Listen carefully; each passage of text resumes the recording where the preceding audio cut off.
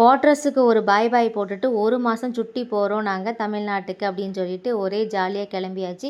இந்த வாட்டி நாங்கள் ஊருக்கு போகும்போது ரொம்பலாம் பேக்கு கிடையாது. ஒரு பெரிய பேக்கு, அது பக்கத்தில் சாப்பாடு பை ஒன்று, அப்புறம் ஷோல்டர் பேக் ஒன்று, இந்த மாதிரி தான். ஏன்னா எப்போது நாங்கள் சுட்டி போனோம் அப்படின்னு சொன்னால் கிட்டத்தட்ட 2 ட்ராலி 3 ட்ராலின்னு இழுத்துட்டு போவோமா. இப்போ தான் ஒரு 2-3 மாதத்துக்கு முன்னாடி லீவ் போயிட்டு வந்தோம். அதனால் ரொம்பலாம் லக்கேஜ் இல்லை, கம்மியாக தான் இருந்துச்சு. சாப்பாடு பேக் இதுவும் அதுவும் நம்ம போகிற வழியிலே சாப்பிட்டே காலி பண்ணிடுவோம். அந்த பேக்கும் எம்டி ஆயிரும். கிட்டத்தட்ட பார்த்தா ஒரு பேக் மட்டும்தான். சரி அப்படின்னு சொல்லிட்டு கிளம்பியாச்சு. மணி இங்கேயே வந்து 12:40 ஆயிடுச்சு. இந்த டெல்லி டிராஃபிக்கை நினச்சா தான் கொஞ்சம் கவலையாக இருக்குது. நம்ம ட்ரெயினை கரெக்டான டைம் பிடிப்போமா பிடிக்க மாட்டோமான்னு ஒரே பதட்டத்தோடயே போய்கிட்டு இருந்தோம். சரி ஒரு வழியாக வந்து பிள்ளைங்கள்லாம் குஷி ஆகிட்டாங்க ஊருக்கு போகிறோம் அப்படின்னு சொல்லிட்டு. அப்புறம் என்ன லீவ் போகிறீங்க அப்படின்னு சொல்லி நிறைய பேர் கேட்டுகிட்டே இருந்தீங்க.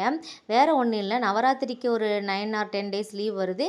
அது போக பார்த்தீங்கன்னா நவம்பர் மாதத்தில் அதிகமாக வந்து லீவ் இருக்குது. ஒரு 9 நாள் மட்டும்தான் ஸ்கூல் இருக்குது. தீபாவளி வருது, நிறைய பண்டிகைலாம் வருதா. சரி ஒரு வாட்டி ஊருக்கு போயிட்டு வந்துடலாம், லீவ் இருக்குது அப்படின்னு சொல்லிட்டு அவர் லீவ் இருக்குதுல்ல, அதனால் கிளம்பியாச்சு. வேறு ஒன்றும் இல்லை, போகிற வழியில் இந்த தாஜ் பேலஸை பார்த்தோம். இது நம்ம டெல்லி கண்ட்ரோல்மெண்ட்டில் தான் இருக்குது.